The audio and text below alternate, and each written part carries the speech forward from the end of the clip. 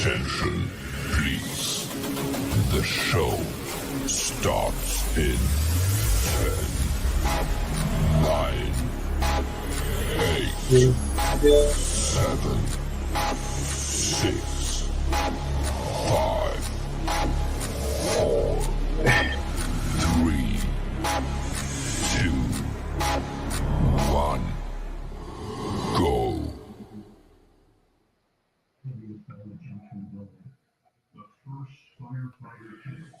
All right, and I'm going, man. What's going on, everybody? This is Terry with NSPS TV Paranormal Podcast.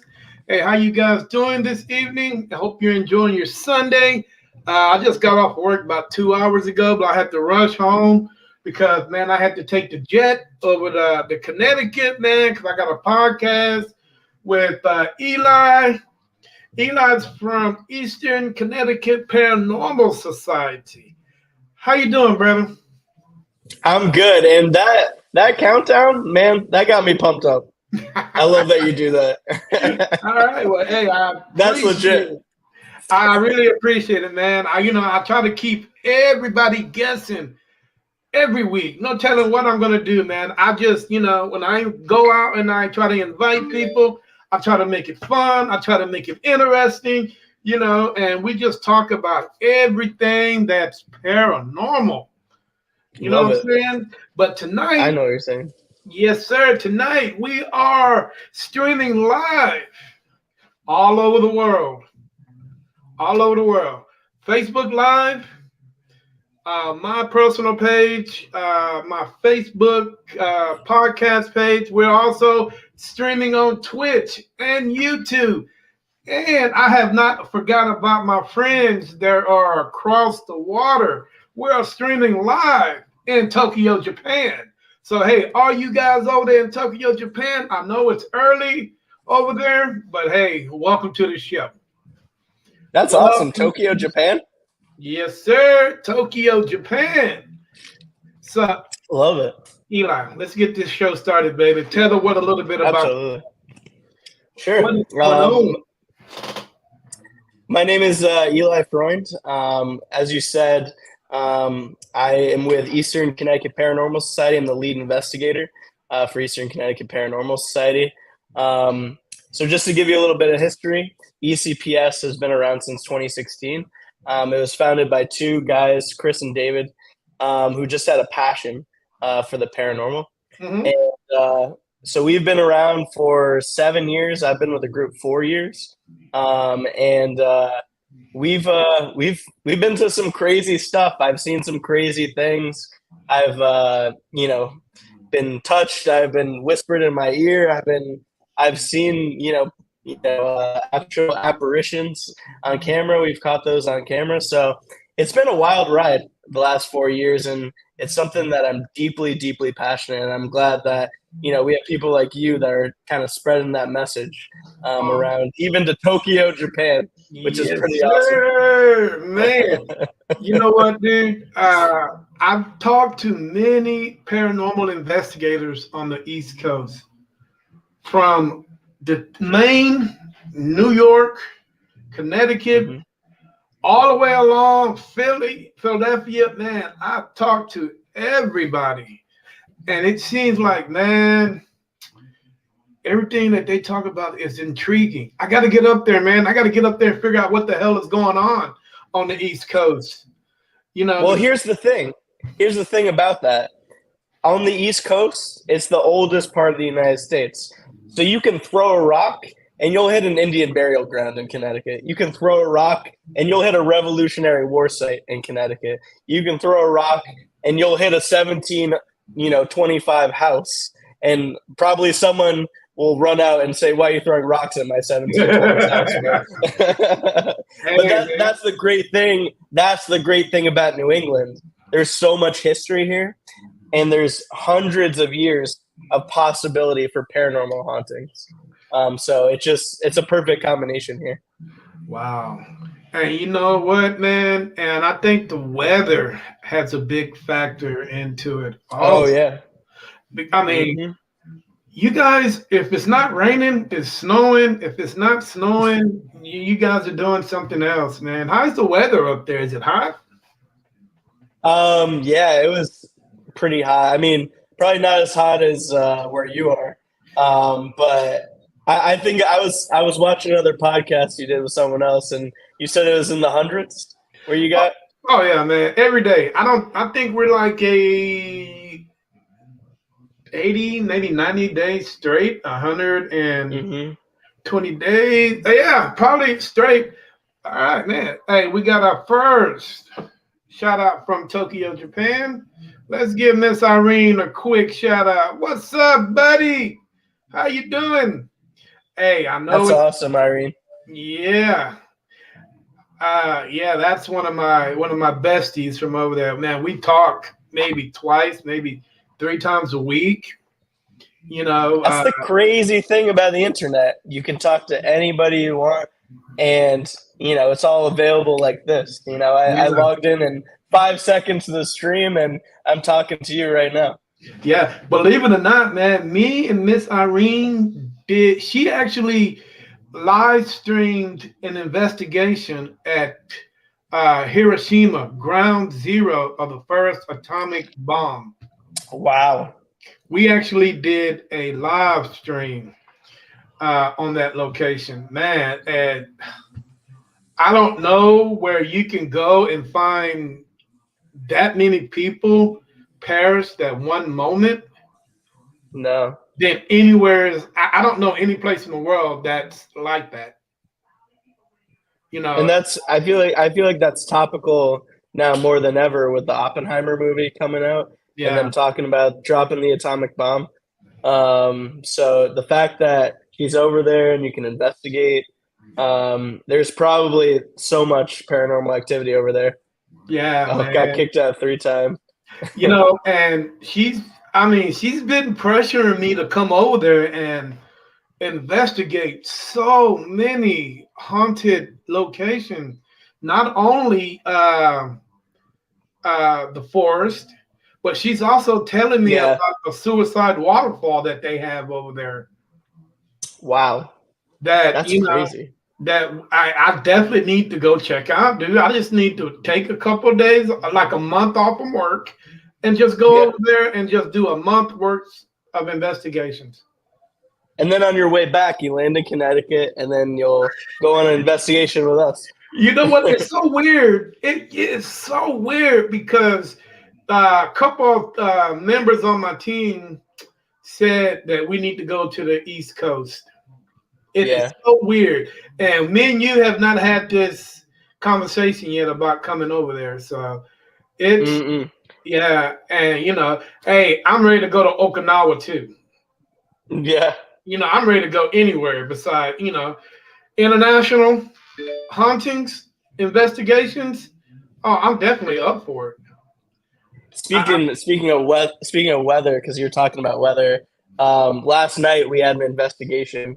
And it was in southern Connecticut, and the other good thing about the East Coast is that there's so many houses in there that have been visited by. Do you remember the Ghost Hunters TV show, OG TV show? Yes. So Taps. So they're based out of Rhode Island, which is right next to Connecticut. So they've investigated all these places in Connecticut. So we investigated a house that Ghost Hunters investigated. In 2008, and it was thundering and lightning last night, and it definitely stirred up some energy last night. We were really, really feeling it last night. Oh wow, man! Yeah. How was it? I mean, how was the investigation? So it was an interesting investigation. So it's a house that's been previously investigated, like I said, by the Ghost Hunters team, and we were down there, and there's all these different stories. There's multiple generations living in this house. There's the grandparents, mothers, kids. There's about 9 or 10 people living in this house, and all of them have had experiences. A lot of times what we find is that like some of the people in the house have experiences, and maybe it's because maybe they're more open to spiritual activity. But almost everybody had a story. There was one claim about almost like The Shining, a little girl walking down the hallway and saying, "Play with me." Oh wow. When this woman was younger, when she lived there, when she was younger, and that just gives me chills to my bones. We actually were in her bedroom last night doing a spirit box session, and we got the little girl to come out through the spirit box multiple times, saying she was looking for a mother, and then another part of the team that was on the first floor was using an Ovilus. I don't know if you ever seen an Ovilus before. Oh, yeah. And they got River underneath and drowned when they were using the Ovilus too, when they were asking for the little girl. That's it. Yeah, there's reports of a man in a bowler hat that appears in the house. There's talks about 100 years ago. There's a curse that was put on the land by the Native American tribe that was there, and so the land is definitely cursed, and it's affecting this house. So definitely an interesting case. But when it's thundering and it's lightning, all that energy tends to kick things up a notch. Yeah. Oh yeah. And especially when you're outside. I think the last time I actually did that, and when you're a paranormal investigator, especially here in Texas, we really don't worry about the weather because the weather hardly changes. It's always 100 plus here. But Right. when we went to this specific graveyard, and it was the weirdest thing, Eli, because it really don't happen much. Because all our weather either comes from the west. It'll go from west to east. But this particular thunderstorm came out of the south. And when it came out of the south, and man, I can only tell you, dude, the electricity in the air was like tenfold. Oh yeah. And I don't have any hair on my arms, but what little bit I do, I felt the static electricity. You felt it. And not only did I felt it, man, everything started happening in the cemetery. I mean, things just amplified 10 times fold, man. And dude, I can actually tell you, man, I've caught some unbelievable pictures out of that cemetery. Pictures, I mean, people looking behind trees, seeing what I was doing. Wow. Things up in the trees. I don't know if it was electricity. You know what? I don't know. I'm gonna send you the picture. The pictures. Yeah. I'm gonna let you decide on what you think they are. Tell me a little bit about your team. Sure. So we've grown a little bit over the past couple of years. Excuse me. So right now we have about 8 people that are on the team. Each of us has a specific role, and it meshes really well with everything. So every time someone comes in and wants us to do an investigation, we do an intake with them. So we have an intake coordinator that does all the intakes. We have a 50-question questionnaire that we use. It was developed by a former colleague that was on the team that actually worked in a neuroscience lab at Yale to sort of weed out the red flags and things. Because we get a lot of inquiries. We probably only take about 10% of the inquiries that come in through our door. And so we have an intake coordinator. We have someone that does research. We have someone that does all of our audio because, with audio, you need a good audio engineer to sort of get some of these EVPs that are sort of low level, just, sounding better so you can actually hear it. We have a photographer, and she is a former police detective for the Hartford Police Department. So she helps us get out of tickets too. No, I'm just kidding. And then, we have our newest one is handling our social media right now. And then we have Dave, who's a co-founder. He's He's our medium. So we do use a medium as well when we're on cases, and we try to he's kept in the dark the entire time. He doesn't know any information, so we try to validate or disvalidate whatever comes in from him. We had another co-founder who was a very, very gifted medium.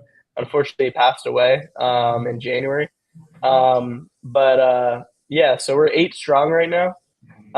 And this year has actually been our best year yet. We've done a lot of historical locations in Connecticut and other places. Yeah, we're really piling up the historical ones. Okay. Now, you said historical. You know I'm going to hit you with the question. Yeah, sure. You know I'm going to hit you with the question, man. How do you get past the historical society when you want to go into these historical places? Yeah, so any historical place that we go in, we only go into places where we have permission first from the actual owners or the leaders, whoever owns the building that we're going into. So, for as an example, we've been working. We're about to do our second case at this place next weekend. But there's this place called the Bond Hotel. It's in downtown Hartford. It was built in the early 1900s. We did a ton of research on it. We found several suicides that happened there. We found a bellhop that was crushed by an elevator. When we were doing our research. So every place we go into, we try to do heavy research. That's sort of how we stand out from all of our competitors that just go in there and just do investigating for the sake of investigating. And a lot of places, what we're doing now is we partner up with them to do some sort of event or a presentation of our findings. That's been really successful.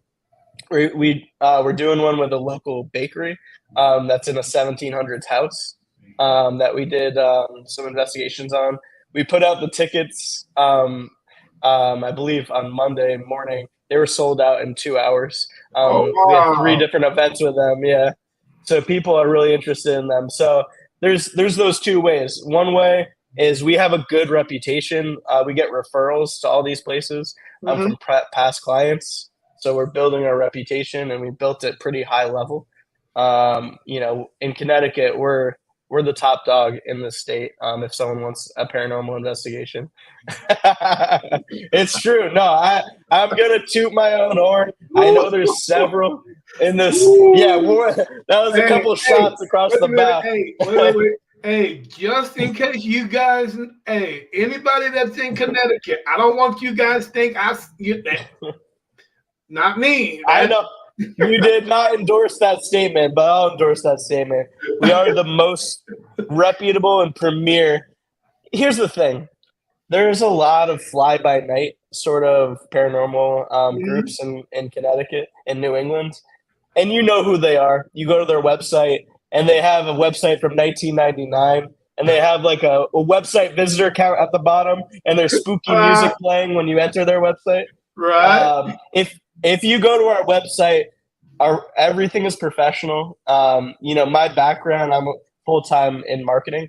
David, our co-founder, does a really good job with that. And so we always show up at the first ranking on Google for Connecticut Paranormal Group. So yeah, we're number 1 in the state. And, just look at our body of work. We've done thousands of cases in the past 7 years. And we follow up with clients for years. There's some clients that we had 5 years ago. We're still in touch with them when they have something that's going on in their house. That's what separates us from the rest of them. We don't leave our clients behind. We're always in touch with them in case they need us. Okay. Well, Eli, it seems like you guys are focused on residential, probably a little bit of business. Are you guys up to investigating a historic cemetery or an abandoned location? How you guys do that? I mean, yeah. So, like I said, this year has been a banner year for us.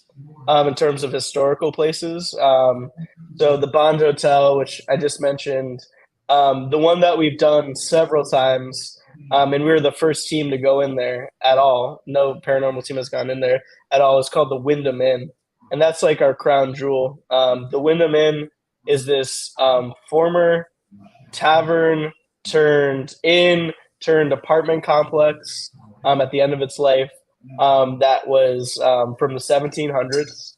And there's this great story that's associated with the inn and the surrounding area about this woman named Elizabeth Shaw.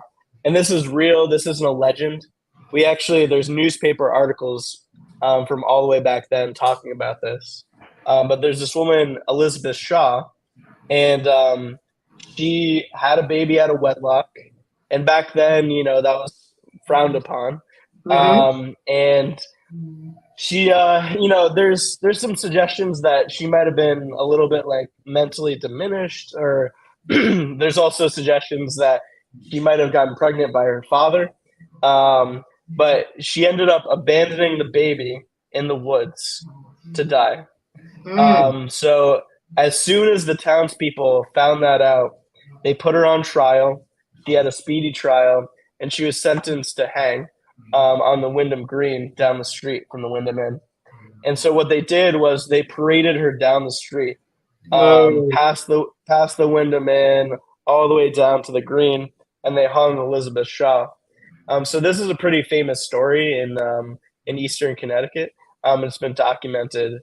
So we've done the Wyndham Inn 2 times. We've done 2 investigations. We would have done a 3rd one, but it's kind of falling apart. But it's like a paranormal Disney World in there. There's so much history. We actually found former tenants that used to live there that talked about a female ghost in there that they called Elizabeth or Betty.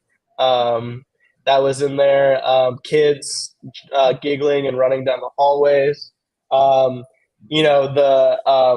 The temperatures going up to like 110 degrees in their apartments, and then they brought in a handyman to see what was going on, and nothing was wrong with the thermostat. So we went in there. We captured a apparition in one of the apartments on camera, manifesting itself. We captured multiple Class A EVPs, including a woman in the basement saying, "Help my children," like clear as day. "Help my children." There wasn't any females in the basement when we captured that EVP. It was just me and 2 other guys down there. So we ended up doing 2 presentations with the Wyndham Preservation, and who owns the Wyndham Inn right now. And each time it's sold out. We've only done things that have sold out. There was a maximum capacity of 100 people. There was 100 people there. There's probably 250 people that wanted to go.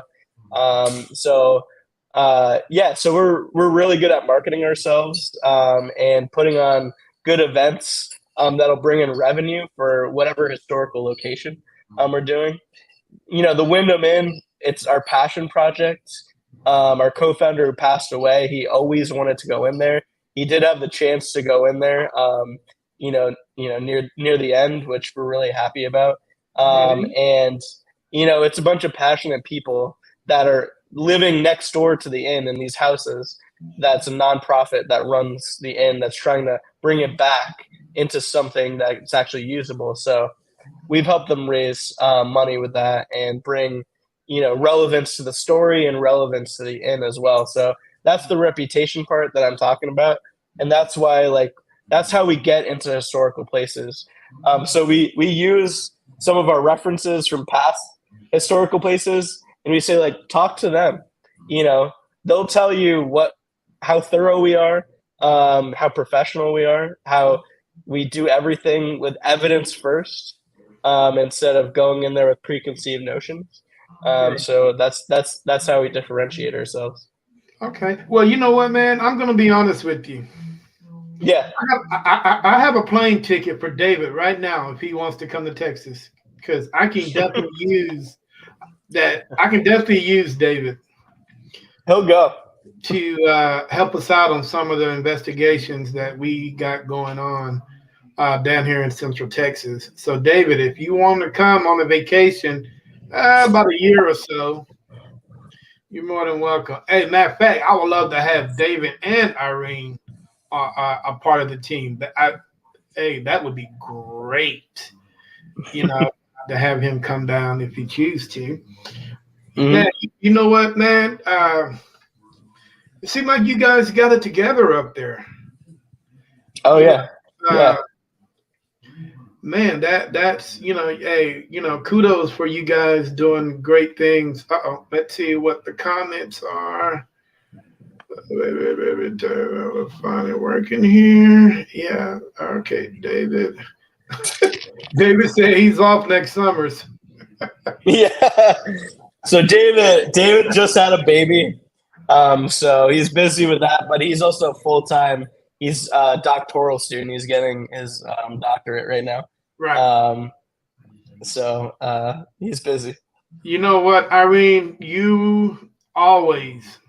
I got a first class ticket for you and your family. I mean, I would love to have you Wow. come down. That is no problem.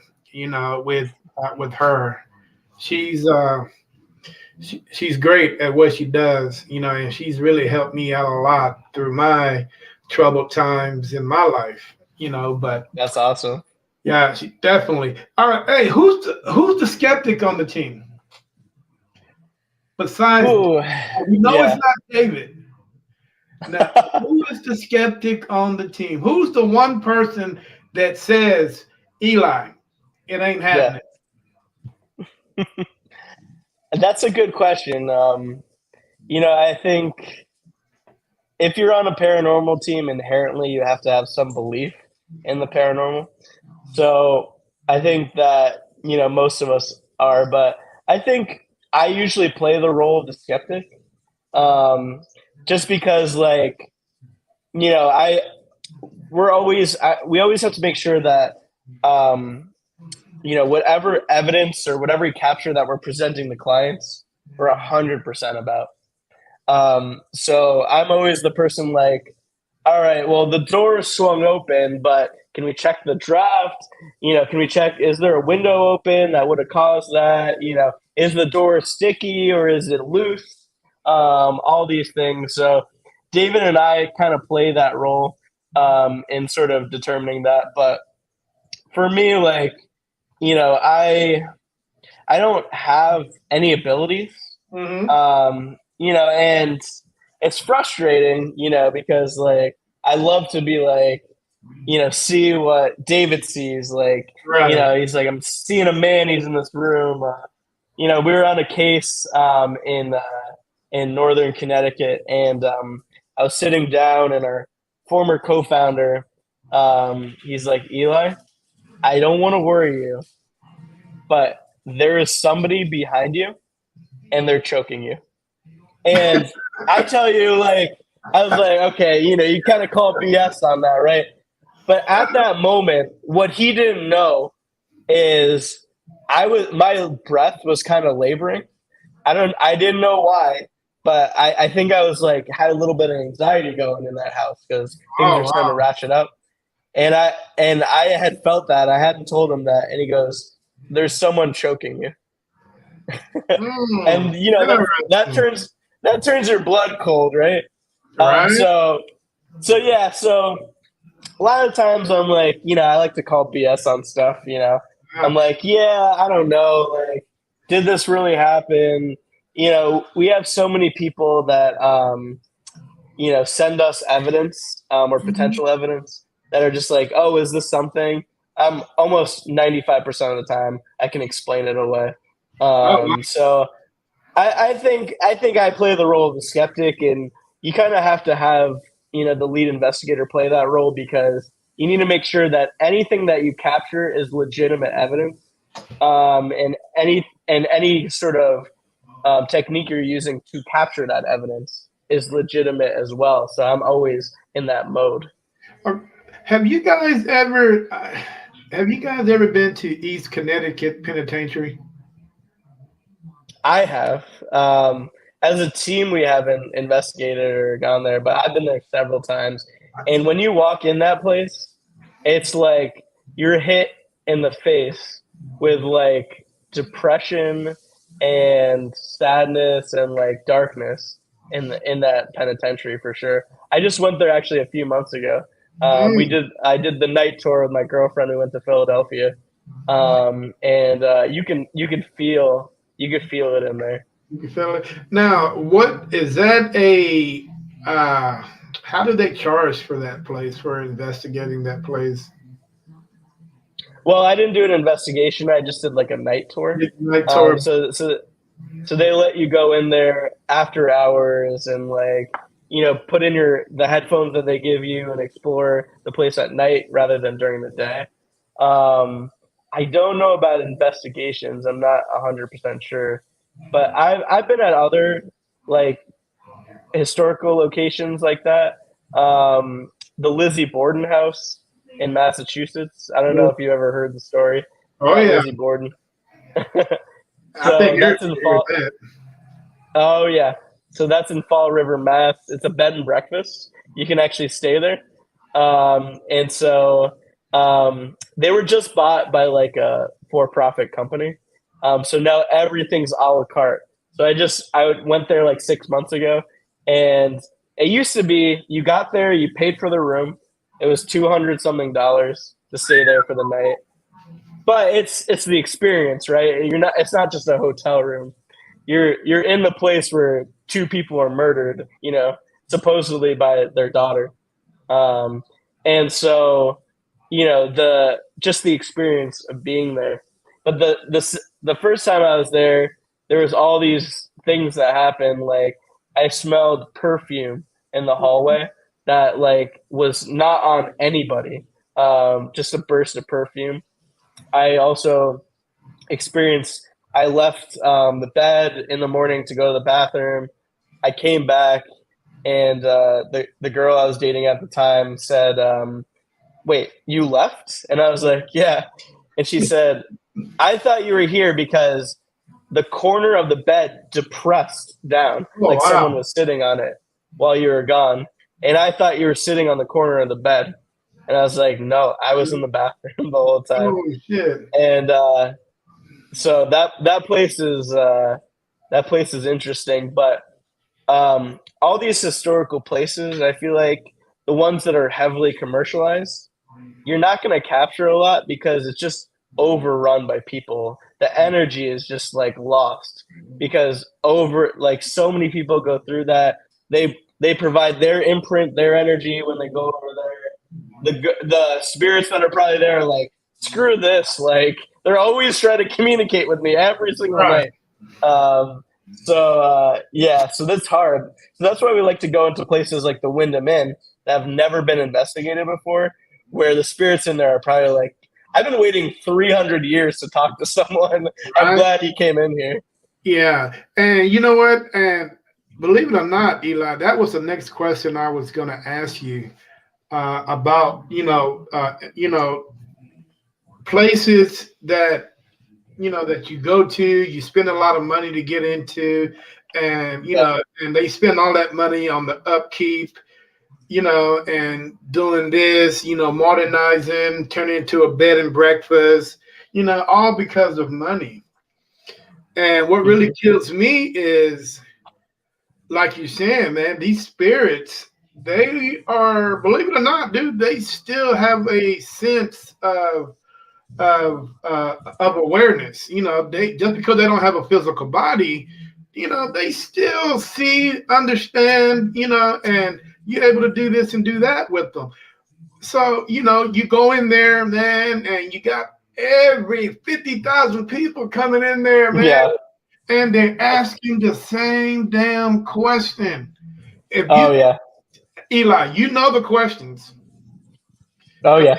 Every question, every paranormal investigator on the planet says it, and people get tired. I mean, people get tired. I'm not going to call them ghosts and spirits. I'm going to say people because that's what they are. People get tired, man. They don't want to be bothered. I mean, tell me something I haven't heard in over 300 years. You know what I'm Right. saying? Exactly. So it gets kind of crazy, and and I understand what they're going through. Hey, can you touch that ball? Hey, can you light up this? Hey, can you go touch that this? Can you go whisper in my ear? Dude, if you tell me all that, Eli, I'm gonna walk through the door. Well, yeah, I was gonna say, put yourself in their shoes, right? If you were on the other side and you were the spirit, and the spirit was the investigator, and they were asking people coming in all the time, asking over and over again, "Are you here? What's your name? Are you a male? Are you female?" All these different things. That investigators come in there and ask, and so if it's an intelligent spirit, right? If it's intelligent versus a non-intelligent spirit, then they're gonna be like, I'm sick of this. But if the spirits there are not intelligent, they're not communicating with you, and they're just like sort of a tape player playing over and over again. That's one thing.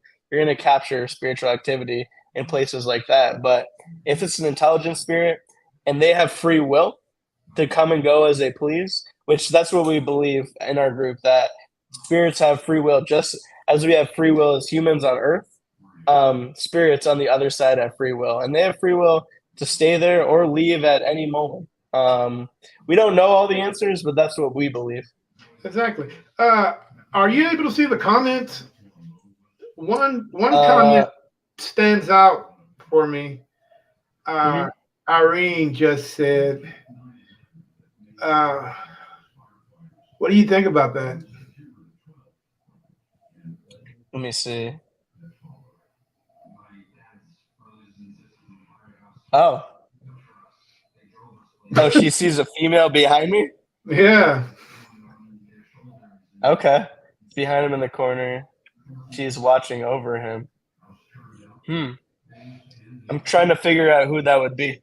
mother, grandmother, sister, aunt, maybe anybody that passed on. You were close with. Yeah. I've actually in the past year I've lost three people that were close to me. I've lost my grandfather. I lost my dad. I lost my the co-founder of our group. But uh, actually, the women of the family are the ones that are still standing, which is the funny part. I had one grandmother that passed away when I was a freshman in college. Maybe that's her. I don't know. I don't have any sisters. I have all brothers.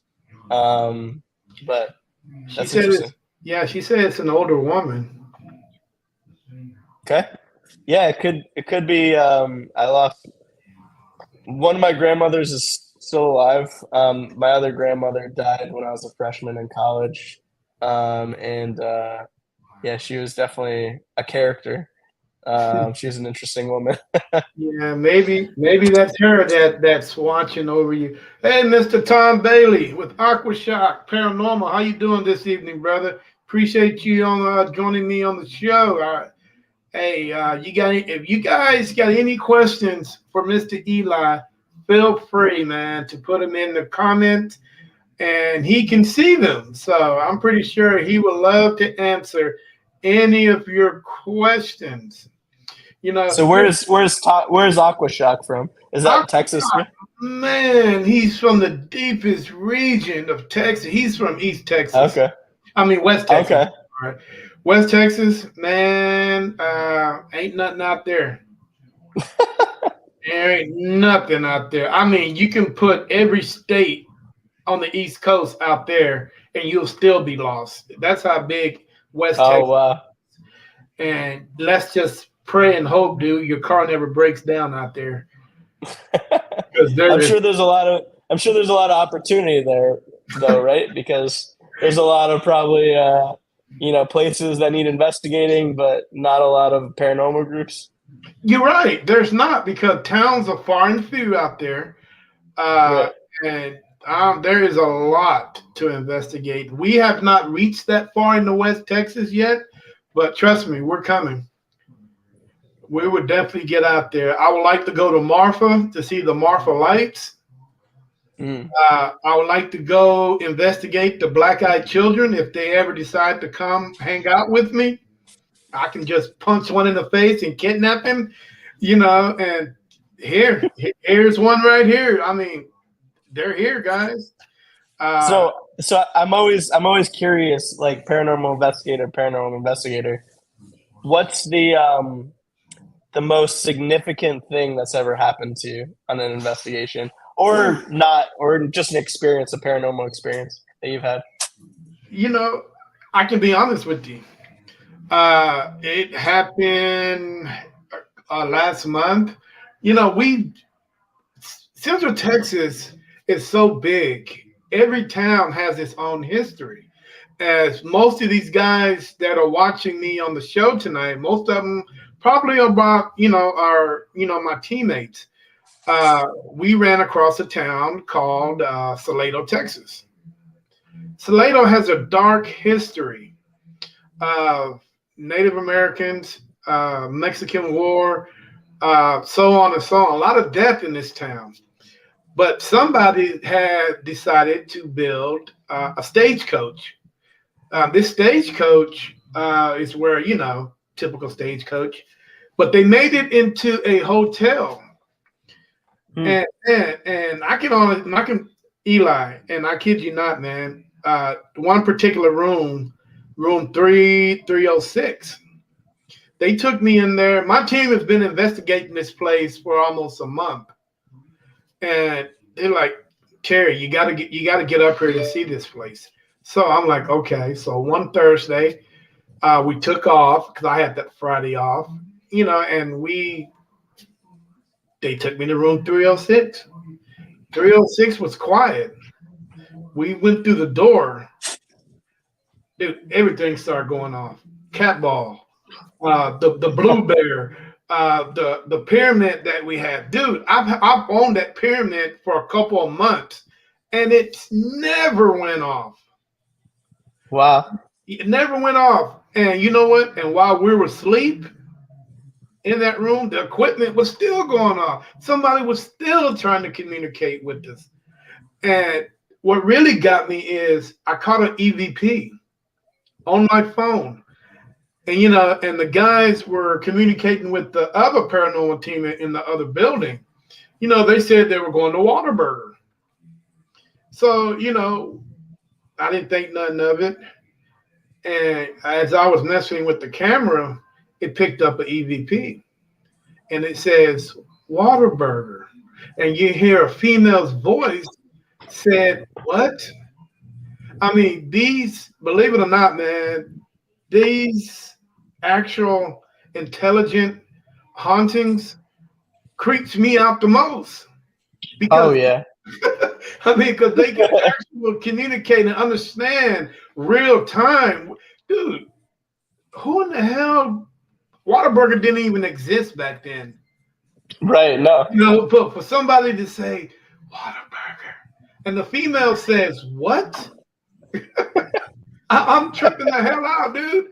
And you think they're hungry? Yeah, you hungry? And it was crazy. And I did not sleep that whole in room 306. Anybody can tell you, I would not sleep there. I would not stay there. I would investigate there.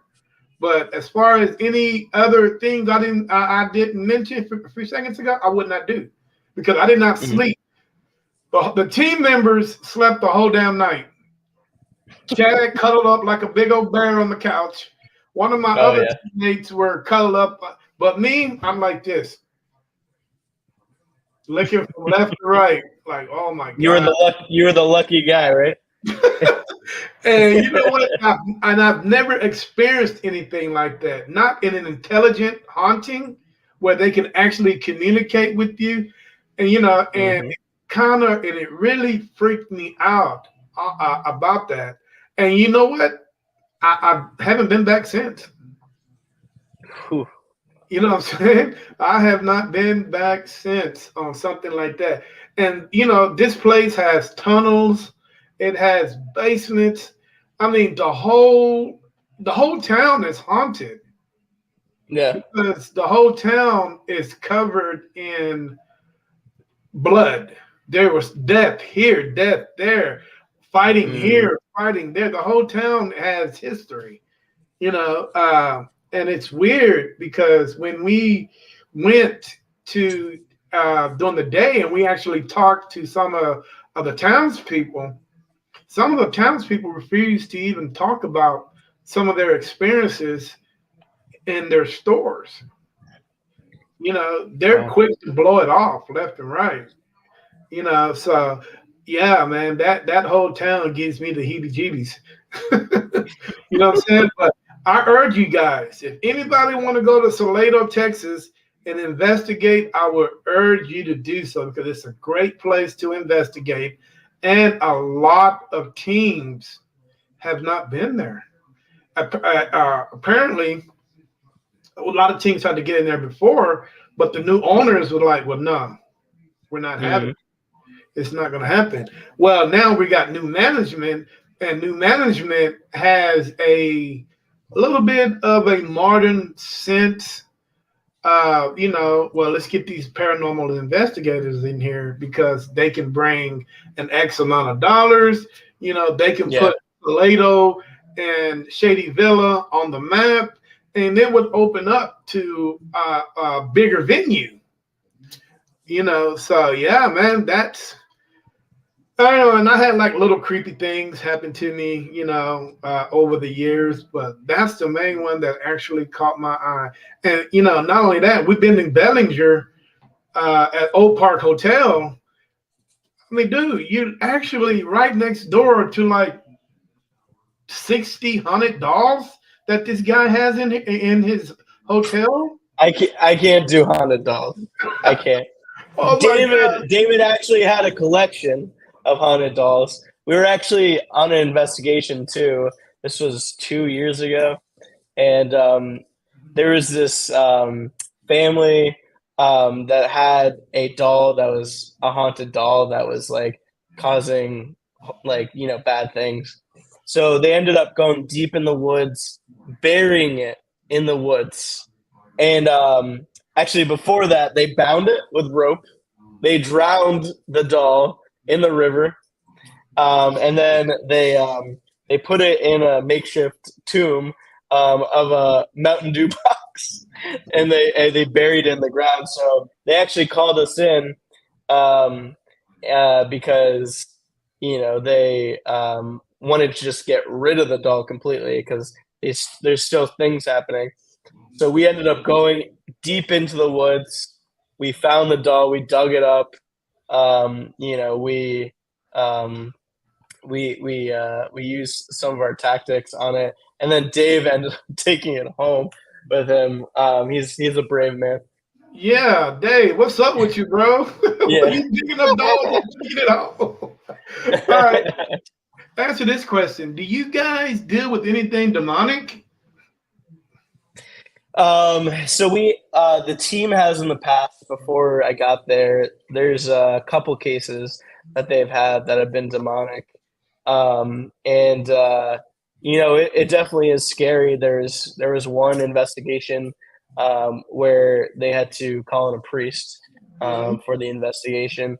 But it gets played up so much, the demonic thing, and unfortunately, Connecticut is home of the people who put all the demonic stuff to the forefront. With I'm forgetting their names. With the Conjuring and Mhm. the haunted dolls. I don't know what Dave. If you could pop that in the chat. But yeah, so all of that sort of originated with those two in Connecticut. So unfortunately, there's this mentality. Almost, I'd say like 70% of the people think there might be the Warrens. Thank you, David. Warrens. Um, yeah, the Warrens, who were famous for all those movies, and including The Conjuring. Um, and there's all these people that think like, oh, I have something demonic in my house. There's something bad in here, and so people always make that mistake of feeling a bad sort of presence versus demonic itself.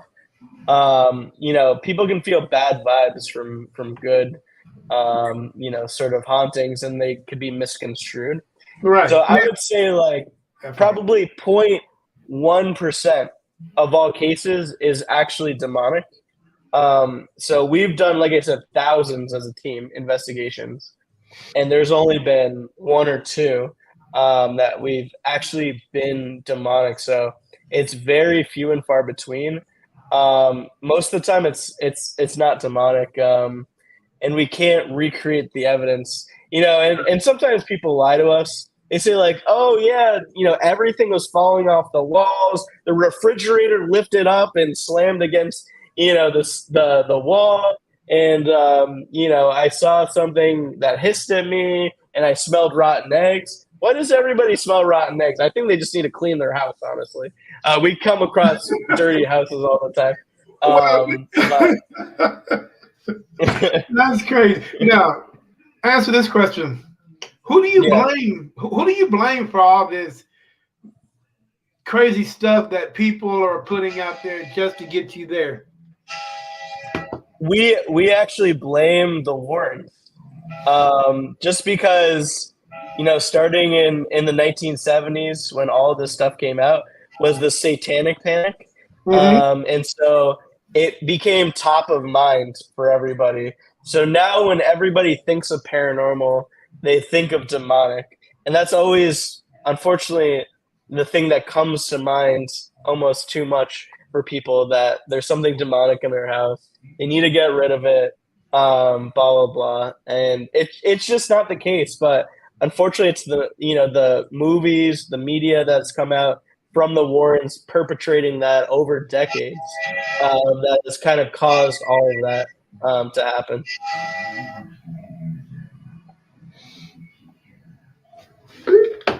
Right. Do you think Hollywood has a big part to play in that?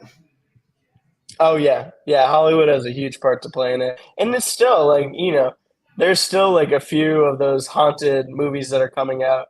Yeah, there. You know, Yeah, there's one that came out Friday called The Nurse or right? some shit. Yeah, It, you it's ramping up. I feel like it's ramping up more now, that there's all these like scary movies that talk about possession, and the paranormal. And unfortunately, every paranormal movie, it always deals with possession or something evil living there. But 99% of the cases, there's spirits in every single place you go in. Think about how many people have passed away know. over our Earth's history since human beings have been walking the Earth, right? So everywhere you go, there are spirits, and so, but the demonic part of it is so few and far between, and we always say it's 0.1% of all cases. 99.9% of the time, it's not demonic things happening in your house. Wow. You know what? You're right. I think you're actually right. It might be somebody that just forgot to take their meds.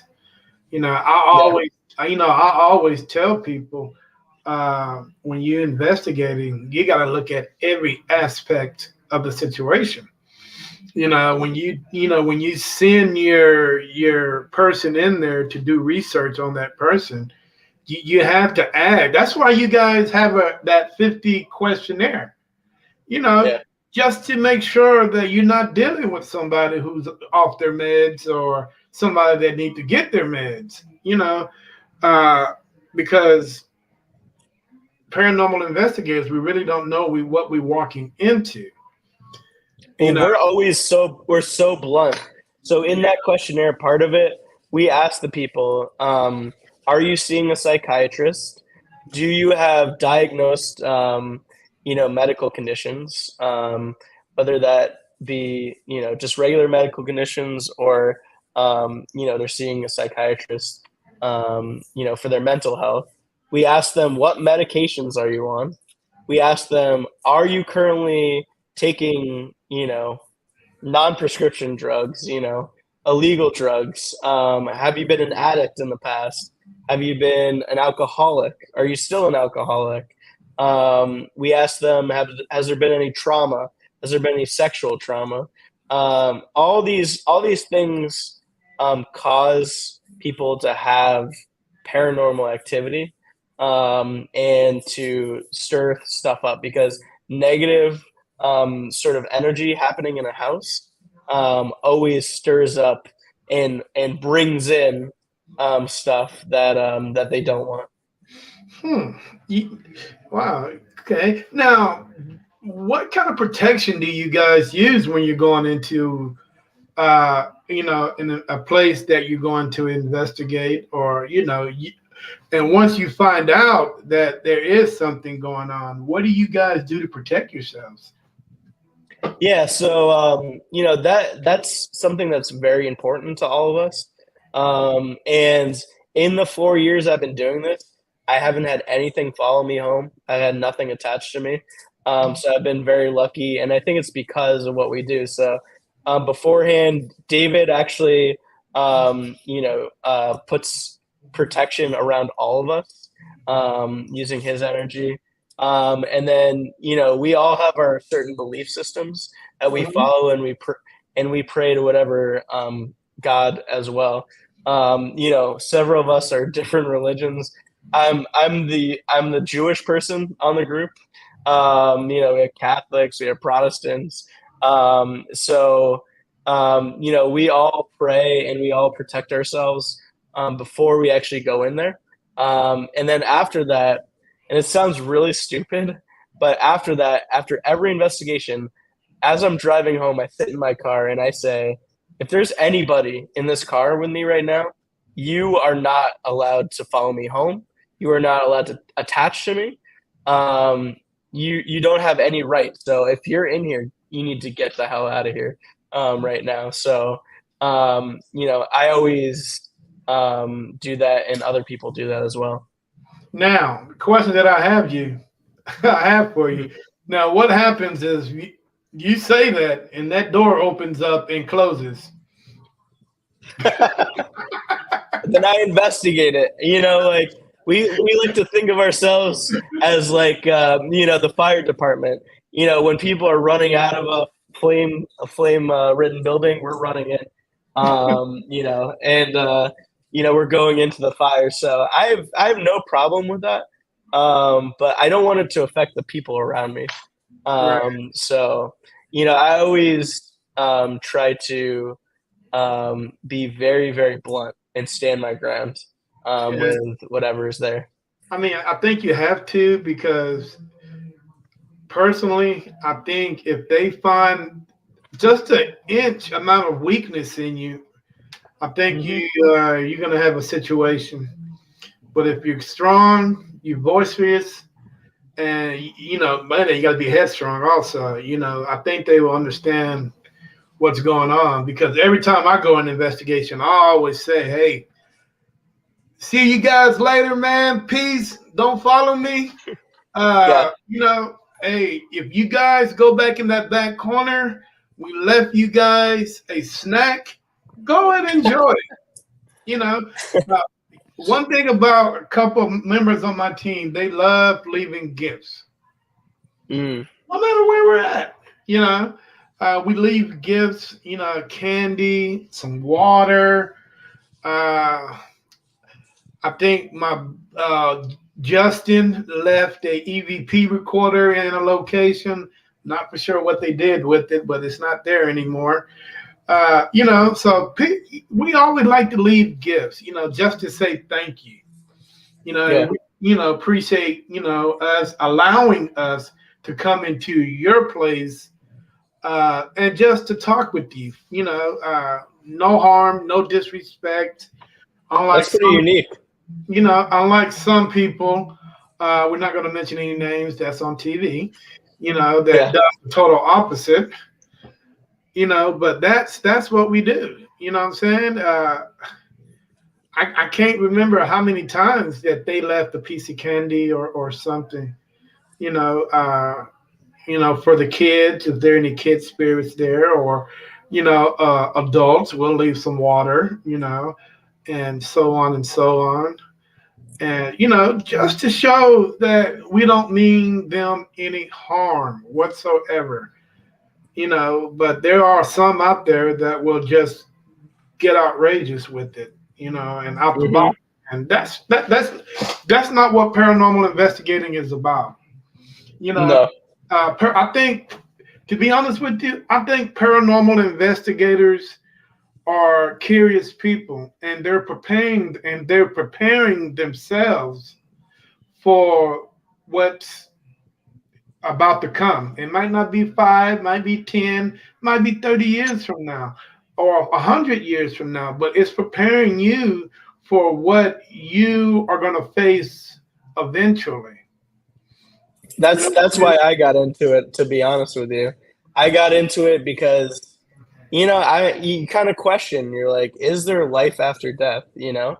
And they kind of preach that, like, when whatever religious organization that you're in, but I really want to know, is there life after death? I don't I want to know that I'm not just going to be some deteriorating body in the ground, that I'm going to have some sort of afterlife.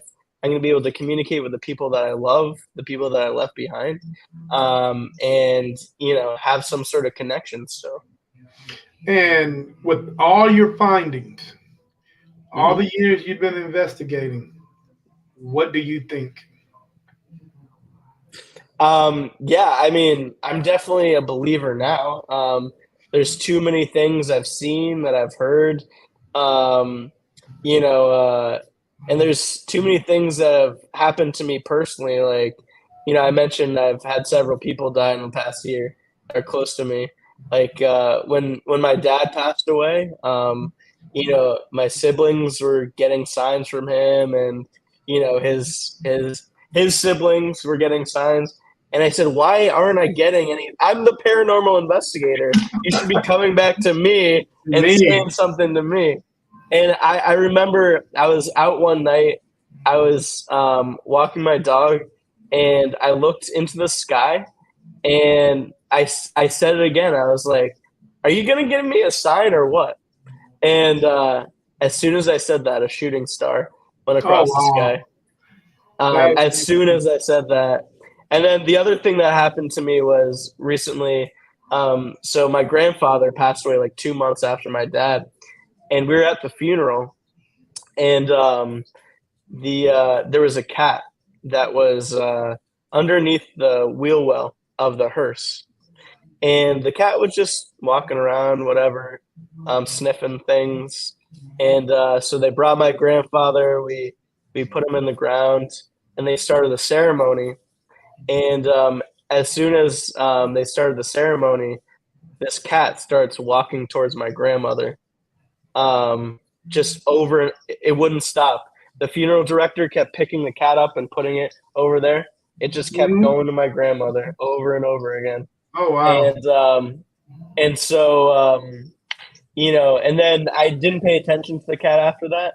And then when the ceremony ended, 20 minutes, 25 minutes later, the cat was nowhere to be seen. And this cemetery is like a wide open field. The cat was completely gone.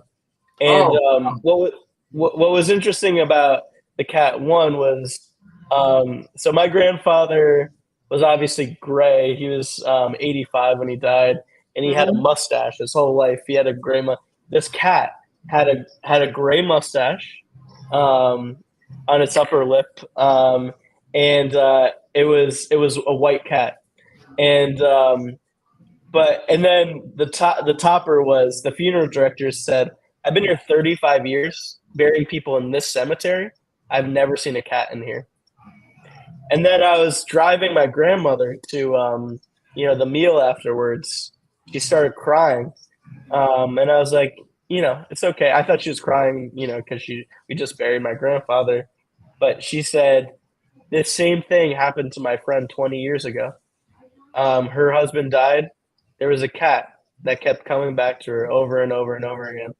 Oh, wow. Um, Interesting. and she would just burst in tears. So I believe, I have to believe, based on all the things that have happened to me, that I can't explain away, that there has to be life after death. Yeah, that's what I'm. Yeah, I'm 100%. And to be honest with you, man, when my wife passed away in March, I mean, before then, I always told her, like, dude, I am petrified of dying. Yeah. I don't know. I mean, if it comes, I want it to come suddenly. I don't want Hmm. it to hang around, take my body through this. If it comes, let it come like a thief in the night. Just come Right. and just go. But since she passed away, I have I have a new take on things. I'm not so afraid. Yeah. I'm really not. I look at life now as like I can be here today and gone tomorrow. I'll be fine with that. Yeah. You know what I'm saying? I got everything in order in case that ever happens. So and my wife, she comes to me. She scared the hell out of me one night because I'm asleep and she called out my name. And I'm like, Hmm. what the hell? What do you want? and I jumped up. I'm like, oh my God, because it felt like she was right there. She said, Terry. And I'm like, oh my God, dude. And it didn't scare me because I know she's looking over me. She's looking over the family. So I just went back to sleep like it was nothing. So I'm like, oh my God, dude. She actually came to me because I've always asked to myself, we just come talk to me, just Yeah. come say my name, just let me know that you're there. Right. So when she did that, okay, we can do this, And that makes you feel so much better, right? Because Yes. it's not like she's gone. It's like she's waiting for you on the Yeah. other side there. Yeah. And the great thing about it is I don't fear death now. I mean, I really don't. I mean, I can take it and just go with it, and knowing that I have someone there that can, when it's time to take my hand and say, "Hey, Terry, it's time to go, buddy. It's time to go." So she'll take my hand and she'll walk me down whatever street or whatever that they do. I'll have Right. somebody to guide me, and that would be cool. I mean, I would really like that, And I told my kids, I'm like, dude, don't. If I see you crying, I'm gonna jump out of the box and I'm gonna punch you in the throat. That's it. I mean, I don't want no crying in at my That's funeral perfect. because there's no reason to. You know what I'm saying? Life. I mean, death is just another part of life that we all have Yeah. to go through. I'm ready for it. You're ready for it the minute you come out when you're a baby. Right. Your clock's ticking. Yeah, your clock's ticking, and I'm not saying that I'm going to go today, tomorrow, or the next day, but I know it's coming and I'm prepared for it. And you know Right. what? And I am going to raise so much hell when I get where I'm going. They ain't Hmm. going to have a choice but to censor me, you know. But from what I've heard, there's politics in heaven. Mm. There's some things you can do, there's some things you can't do, which I understand because there's politics no matter where you go or what you do. Right. You know what I'm saying? Have you ever heard you talking to a clairvoyant and you're communicating? Somebody's communicating with somebody on the other side, and you ask a very specific question. Well, uh, so one of the questions I've asked is, well, what are you doing up there? Oh, I'm nothing. Just that's always the answer. Nothing. I'm just looking. I'm doing my job. And I ask, well, what's your job? Your job is looking over the family. Okay. Now, do y'all eat up there? Do y'all drink? Do you know what the question is after that? I can't tell you that. There's so many I can't tell yous. It's crazy. So that's how I know there's rules and regulations up there on wherever you up there is. There's some things you can say. There's some things you can do. So yeah, I got a phone call. You got a train coming. Yeah, I'm a train fanatic. Not that I'm not a paranormal investigator. I'm a train fanatic. Oh, I'm cool. I'm a train watcher because here in Texas, man, trains aren't no joke here in Texas, man. They're doing about 70, 75 miles an hour on the track. Oh, Woo, wow. they're hauling ass, getting to where they gotta go.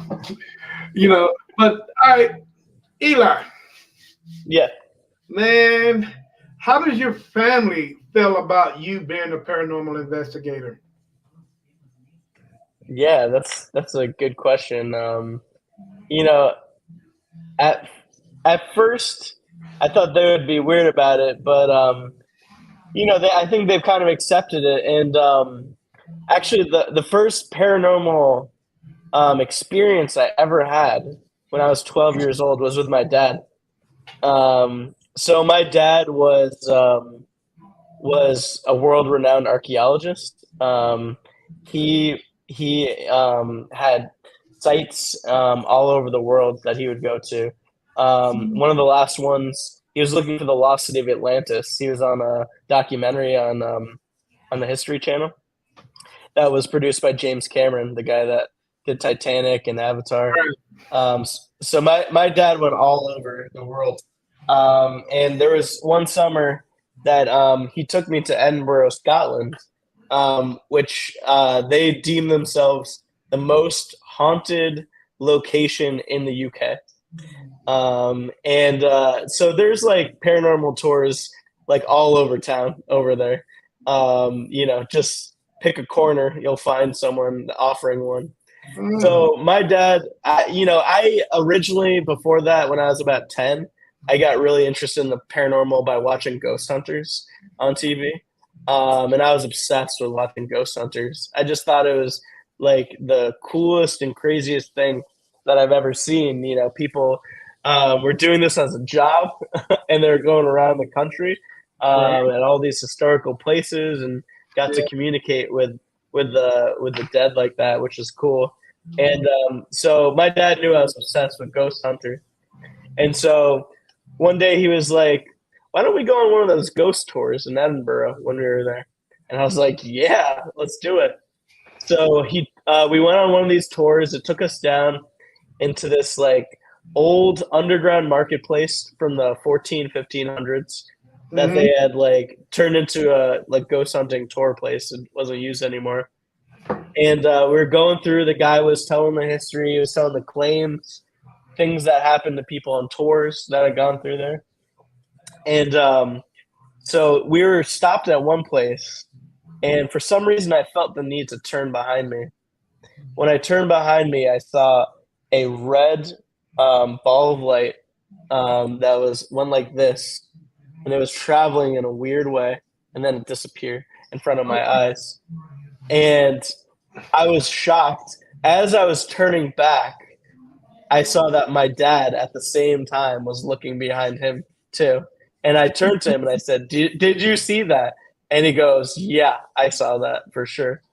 And that was the first paranormal experience I ever had, was seeing a red glowing orb in Edinburgh, Scotland. Oh, wow. And your dad was an archaeologist? Yeah, he was an archaeologist. He primarily in Israel. He was a biblical archaeologist. He had a site called Bethsaida, which was next to the Sea of Galilee where Jesus walked on water. He presented a key from that site to Pope John Paul II in 2000 in a ceremony when he came to Israel. My dad was in 30 or 40 documentaries on TV throughout his lifetime. He found a tunnel in Lithuania that was dug out with spoons by people in a concentration camp during World War II. That was that went viral. That was about 7 years ago. Is in all the public New York Times, Wall Street Journal. So yeah, he was a very interesting man, and he brought the love of history to me for sure because he loved all the historical aspects. He thought it was fascinating, even though like he himself would never go on a paranormal investigation or deal with any of that. But he always liked to hear my stories, and I would tell him about what was going on.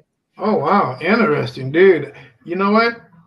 I would, if I had a chance to ask him a question, your dad.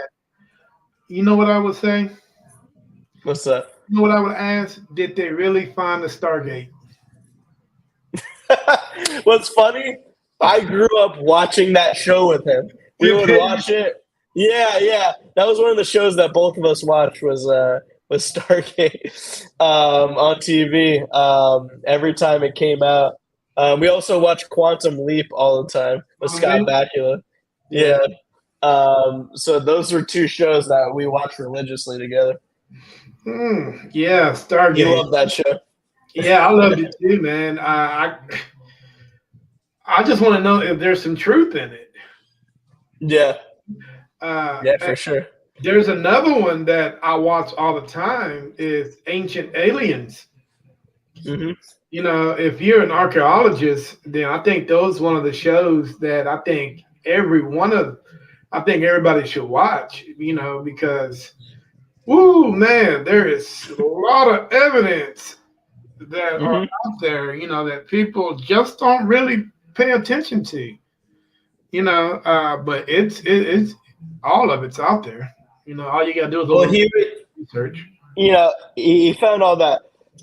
He found all that stuff fascinating because, like I said, he was a biblical archaeologist. So he was trying to prove or disprove through archaeological evidence things in the Bible all the time. So Noah's Ark. He did a dig in Africa where they thought they found Noah's Ark.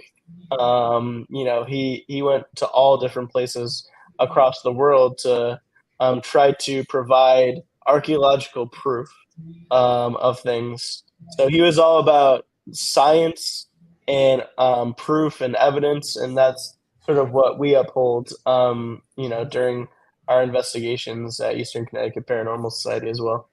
Wow. Okay. Well, you know what? It seemed like you guys got it going on over there, man. Dude, we've been talking for an hour and 18 minutes. Can you believe that? How time flies? No. Time flies when you're having fun, you know, and you keep it interesting, and if you tell a good story, man, we can talk for days. Oh yeah. You know what I'm saying? But an hour and 18 minutes.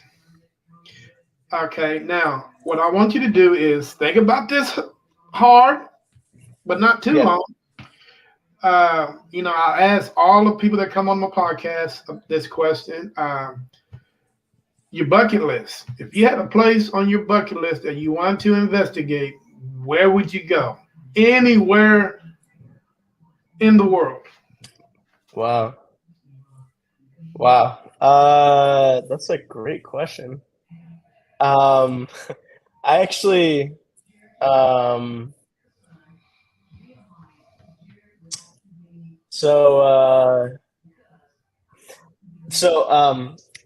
forgetting the name of it, but oh no, I remember the name of it. There's one that has been in all the shows. I'm sure it's been overrun with tourists, but there's a house in California called the Winchester Mystery House. And you know, the woman was an heiress to the Winchester rifle fortune, and so she built this massive house that she built for years and I think decades.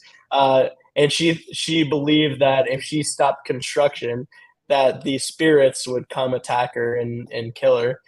So she built all those staircases to nowhere, doors that go to nowhere. And every time it's on TV, there's just like crazy stuff that happens in there. So I would love to investigate the Winchester Mystery House. That's definitely number one on my bucket list. Okay, cool.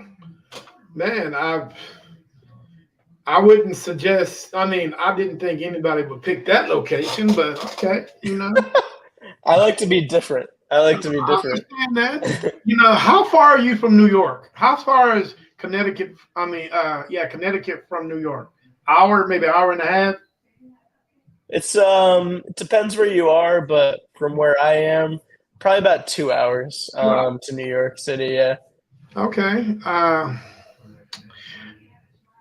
I would go to the Island of the Dead. Oh, I've heard about that place too.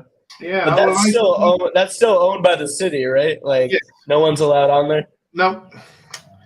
Unless you got family. You know what the craziest thing is about the city of New York and the way they're saying that you can go visit that island only if you got relatives there. Yeah. But the whole island is a mass grave because that's where Right. because they put where all the homeless COVID people that passed away, they put them there. Hmm. So the question is that I have for the mayor of New York City is, how do I know that I have family members there? What documentation that I can, show you that I have family members there? I mean, Right. to me, I just think that was a horse crap piece of shit. Yeah, man. Yeah. There's no way that I can have documentation, oh yeah, man, I got relatives there, But Do you have to have their birth certificate? Do you have to have their death certificate or something and show that? but how can you have a death certificate? You I don't know. I don't. That many Or an people. obituary? Yeah, that many people at that amount at that. I mean, because I think COVID was killing people at a large rate in New York. Uh, Yeah. so for them to even come up with a death certificate, it would take years. And then, it would take a body. They were taking bodies, putting them in man-made coffins and just stacking them. One stack, Hmm. stack, stack, stack. And then we're not even talking about the people that was there previously because it was Oh yeah. it was a sanitarium, I think, some kind of hospital back in the 40s and the 50s. So Hmm. clearly there's, graves there already, but can you imagine, dude, going to that place at night? No. But that reminds me, like you talk about bucket lists. I actually did cross off a location off my bucket list about 4 years ago, and I went to Waverly Hills Sanitarium in Kentucky, Hmm. which is like always on the top 10 list of paranormal places that have the most activity. And like 100,000 people died there from tuberculosis. And they have a death chute. They had so many people dying that they had like this death chute that they'd hide all the bodies from the patients so they wouldn't scare them. So they'd see like all these dead people dying every single day. And that was an experience for sure. You're in the complete dark. I did an overnight investigation there. It was a 6-hour investigation, How much that? and it wasn't that bad. I think it was like 60, $70 a person. Oh, that's But it was worth it, for 6 or 7 hours. And they give you free reign. They put people on different floors. mhm. Um, and you get to switch your floor every couple hours with another group of people. And heavy, heavy energy. I can't say that I experienced, anything like a voice or seeing an apparition or anything like that, but just the feeling in there was crazy. Just walking around there in the dark was crazy. Oh, I can imagine, man. You always got that Mhm. that wow, that what if factor, man. Is there anybody looking Right. behind that door?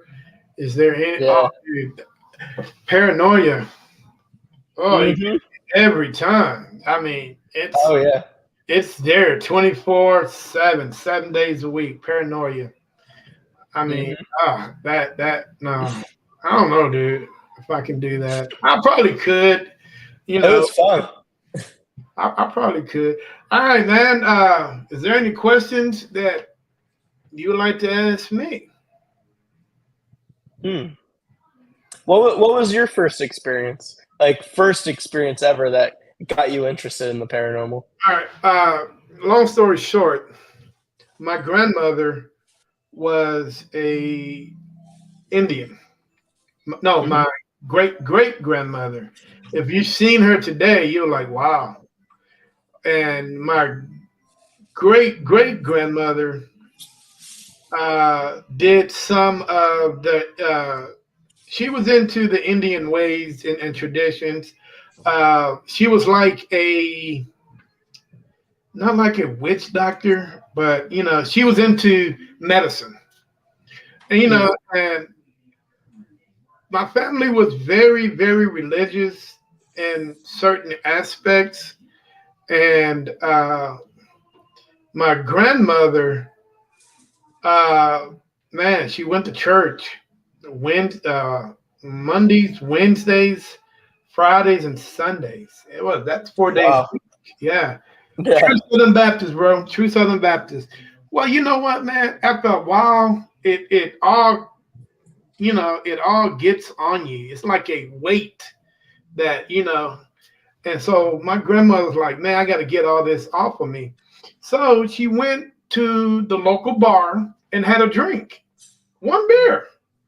I mean, you can go anywhere and get a beer these days, but she went to the bar and got a beer, and she came home. And where we lived at the time was on a incline. Our house was right here. So when you come up, you had to drive up. So she Mm. drove up, parked the car. One beer I don't think got my grandmother drunk. So she got out the station wagon and she looked down the street. Coming down the street, bro, coming up the street. She turned the corner, coming up the street. She saw this chariot. She saw this chariot, but she's like, man, that Budweiser really got me tripping. So she walked up to the door and she looked back, Eli, and this chariot comes up, gets out, and stops in front of right there in front of the gate. And she swore to God that the devil himself came out of that chariot, walked up to the gate, and my grandmother is only like, man, not even 4 feet tall. But she was a well-rounded woman. Yeah, so she wasn't afraid. She wasn't. She was like, he walked up to the door and man, just walked right past her, tried to walk right past her like she was nothing. And Mm. he was like, what are you doing? What do you want? She's like, I want to go into your house. And my grandmother's like, well, no, I got family in here. You're not going to go in my house. What do you want in my house? And she was like, well, I just want to go in. He didn't say, he wasn't specific on what he wanted to go in for. But, something like that, always up to no good. So Right.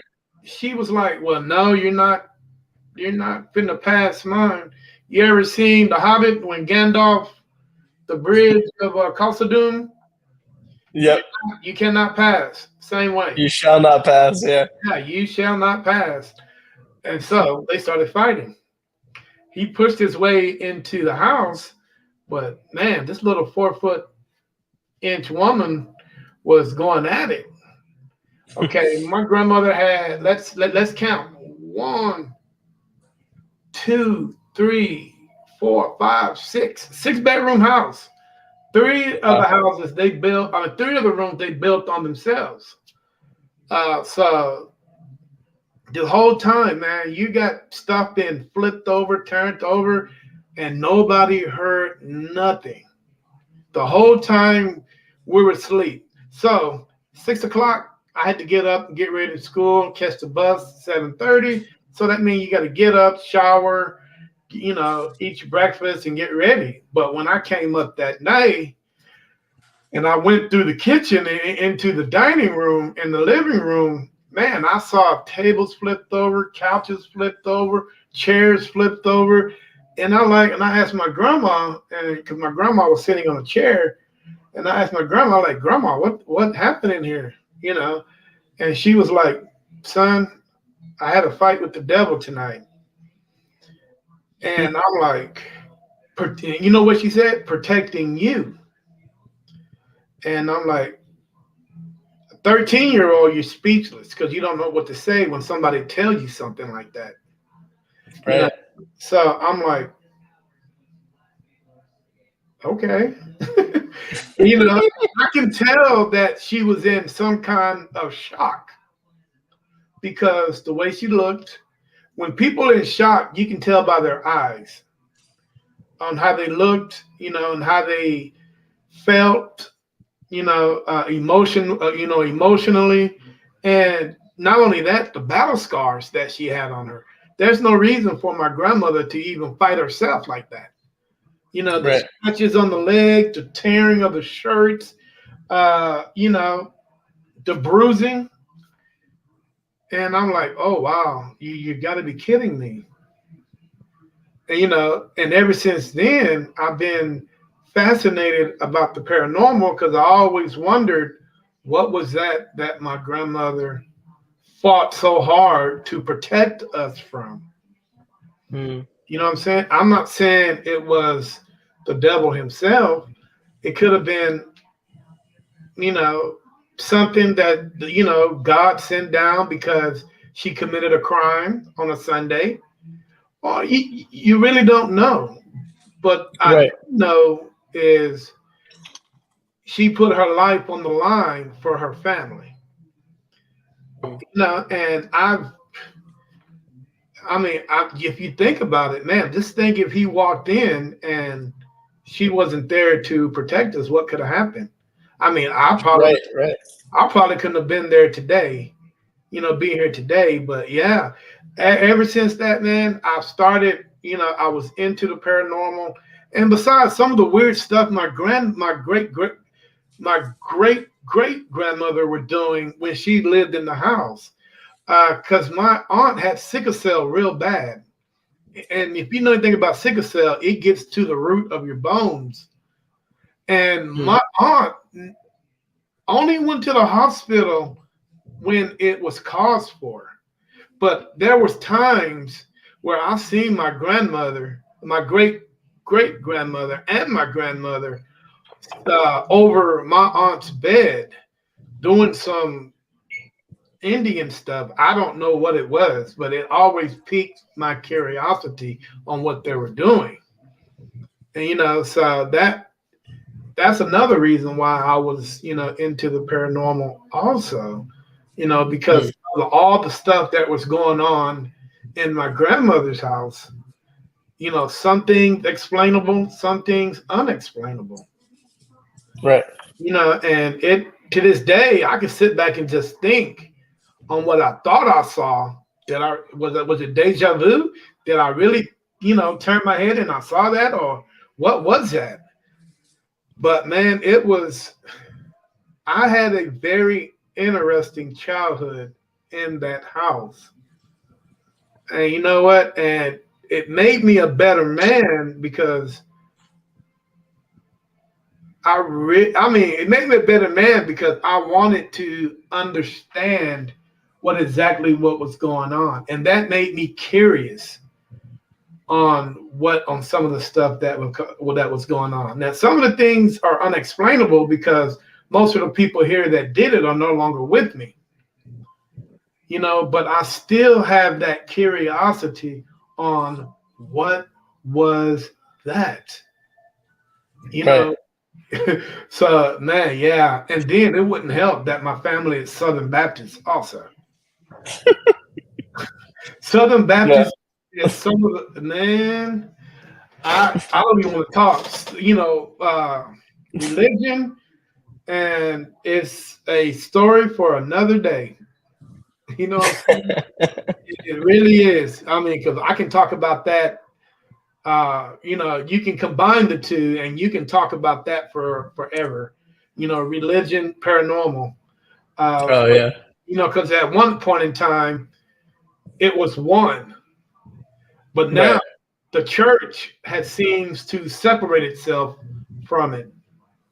You know, Mm-hmm. but back when the Catholic Church was really, really a big thing. I'm not saying it's not. It's a big thing now, but it's when they had a little bit more power than what they have now.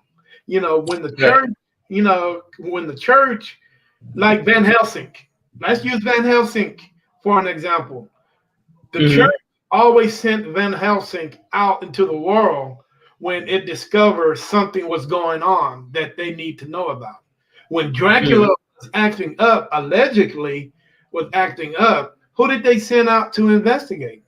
They sent the paranormal investigator. Am I right? Or Right.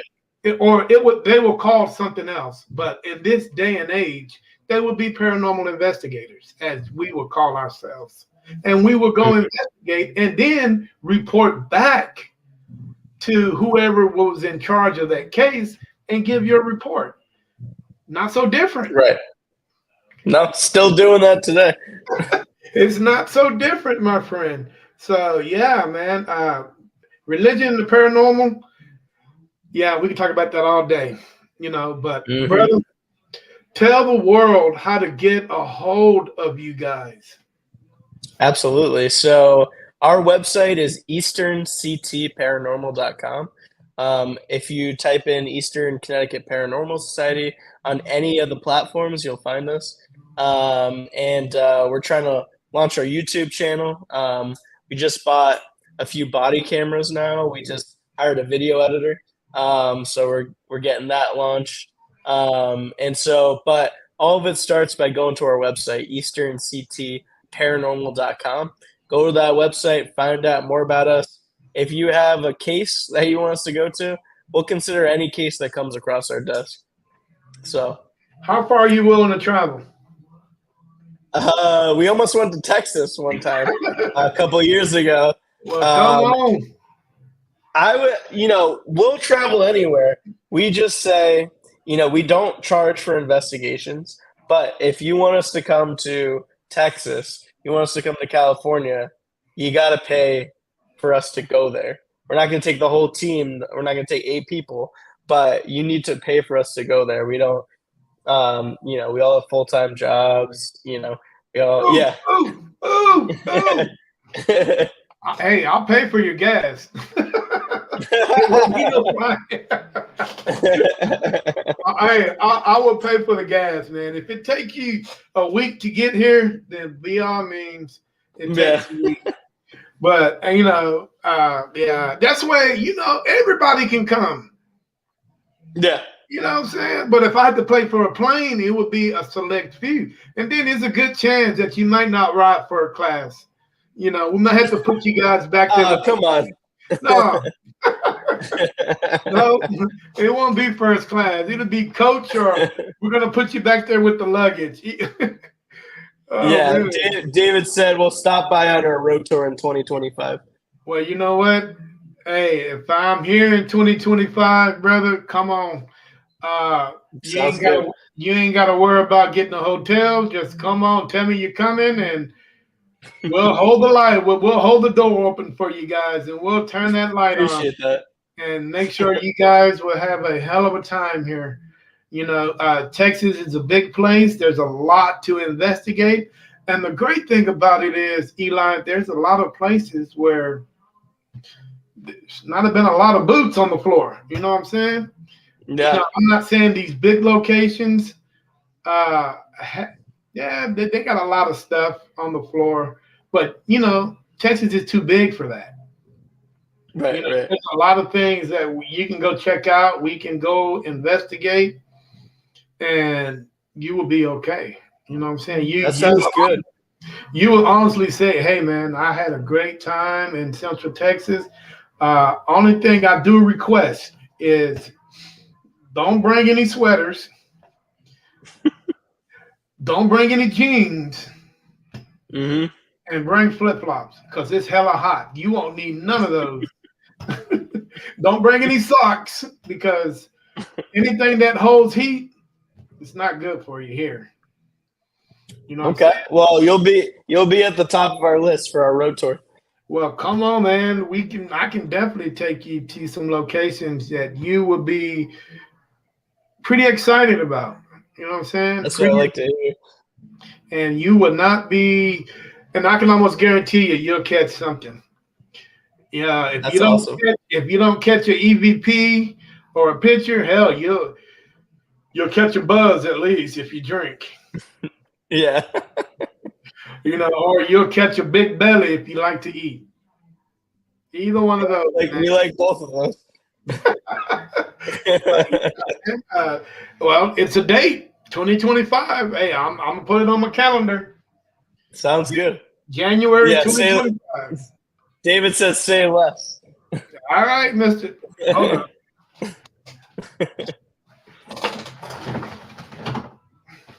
Oh, he's taking out the calendar. I got the calendar right here, man. That's awesome. David, pick what day you want, man. Oh, that's 2020. That's 2023. But Yeah.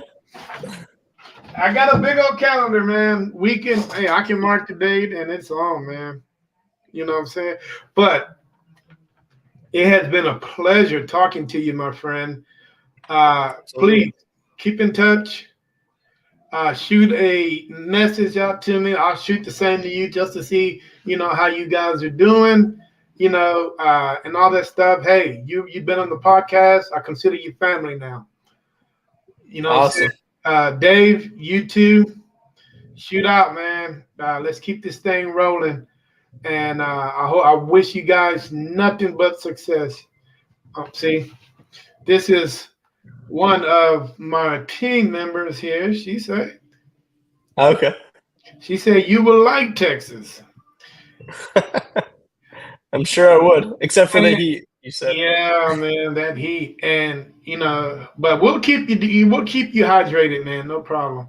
But Appreciate that. no problem. All right, man. Hey, it has been a pleasure talking to you. Let's do this again. Hey, Absolutely. it was an honor speaking with you guys. David, even though you did not come on the show, I would love to have met the whole team. That's where I can get the whole aspect, different points of views from everybody. Yeah. Maybe we can do that again and we can have the whole team on. Even if they're in different locations, I can send links to anybody. Yeah. We can set that up. We can have there's 8 people, so maybe not the whole team, but oh yeah, I can get the on. whole team. I can get the whole team. That ain't no problem. All right. I can get the whole team, because I want to see everybody's eyes. I'm an eye person, Mm-hmm. and Yeah. and eyes would tell you a lot about a person. Sure, yeah. That's something my father always told me. Look a man right in his eyes. But yeah, Mm-hmm. All right, man. Well, you know what? You enjoy your Sunday. Go watch the Cowboys lose to the Giants tonight. I hope they are, because I'm not a Cowboy fan. But yes, enjoy it, man. And I will be hearing from you guys soon. Hey, this is Eli, man, from Eastern Connecticut Paranormal Society.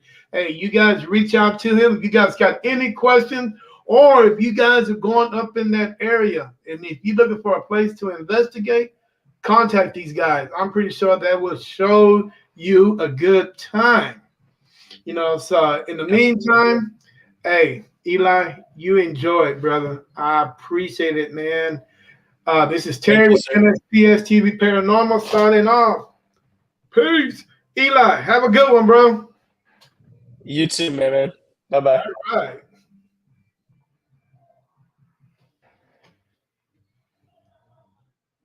Damn. Hey, what you guys think, man? They're doing great things out there. You know what I'm saying? But here, man, I gotta get me something to eat, some nourishment, and find out what's going on with my son. He just called me about 50,000 times. But anyway, this is NSPS TV Paranormal Show signing off. Peace.